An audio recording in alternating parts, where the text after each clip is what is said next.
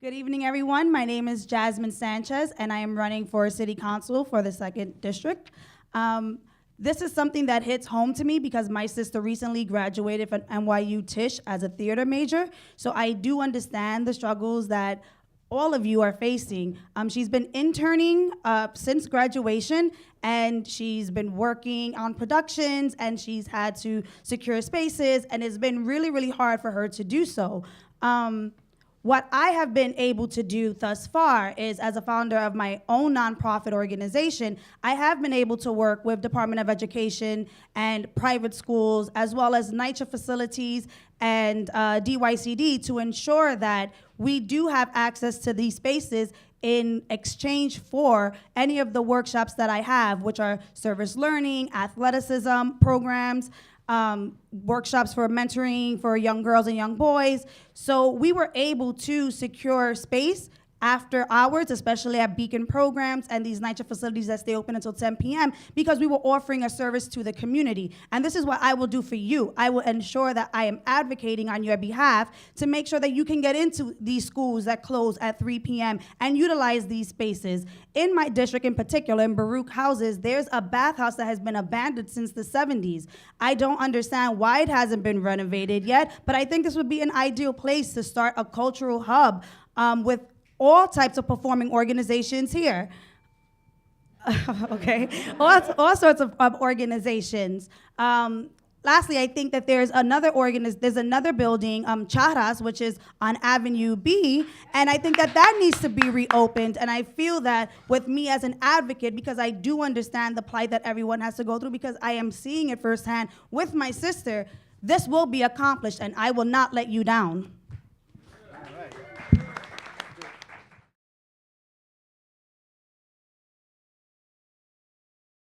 Raise your hands if you are willing to be a co-sponsor to Ben Kalis's City Spaces initiative to create a searchable database of unused or underutilized city-owned spaces.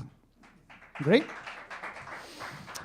Raise your hands if you will clearly and visibly list your stances on issues facing indie theater and the performing arts on your campaign's website and literature. Okay. You support campaign finance reform and getting money from PACs, super PACs, or special interests out of political campaigns at all levels. You commit to covering the gap created if there are cuts on a federal level to the National Endowment for the Arts and the National Endowment for the Humanities. You support a path to citizenship for artists who come to this country to perform or work on indie theater productions. You support the efforts by New Yorkers for Culture and Arts in getting parity in the NYC Cultural Plan between our Cultural Institutions Group and Cultural Development Fund. All right. You support the expansion of the Cultural Institutions Group to include independent theater anchor venues. You support the promotion of indie theater to the more than 61 million visitors coming to New York City each year. You promise to see at least 3 indie theater productions before the elections, including, but not limited to, my production of Martin Denton, happening right here, July 6th through the 23rd. I've got 2, 3, 4, okay. Great. Sorry, I get paid in shameless promotion, so.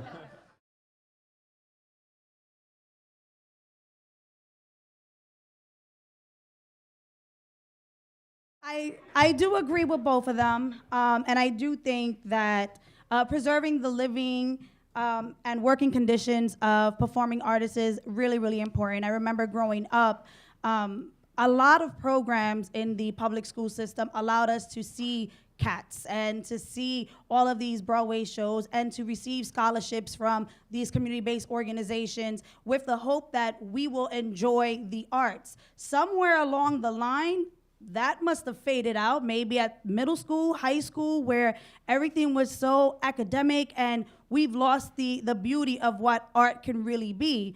And I think that that comes with the fact that it's really hard to gain a job once you graduate, and I know that, firsthand. But what I would do is ensure that the performing artists actually can survive, can receive jobs, and in doing so, I will be speaking to organizations such as the Department of Youth and Community Development, which offers a substantial amount of money to after-school programming, beacon programmings, NYCHA programmings, and ensure that in their proposals, anyone that's applying for these RFPs, they include vendors, subcontractors that are all from performing arts organizations, and that would entail having jobs, having jobs, and making sure that your talents are given to everyone as well. And I guess that's it. Thank you.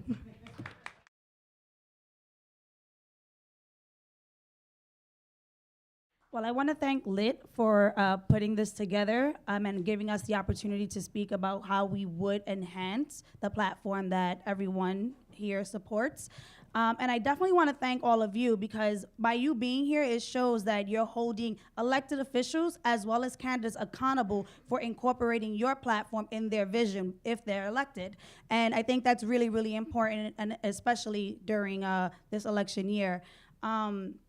What I do want to say is that a lot of folks can say one thing prior to being elected, but I want you to hold me accountable for the things that I have said, and I challenge you to get my literature, which is back there with my phone number and my website, and see how I can best serve you now, not in September, not in January, but now, because I am here to sell myself to you. And I want you guys to be able to utilize the resources that I have so that we can make our community and our district beautiful. I grew up here on Delancey and Columbia Street in public housing, and I still reside there. And I know that the entire community, the city, can benefit from having artist participation and in the political process. Thank you.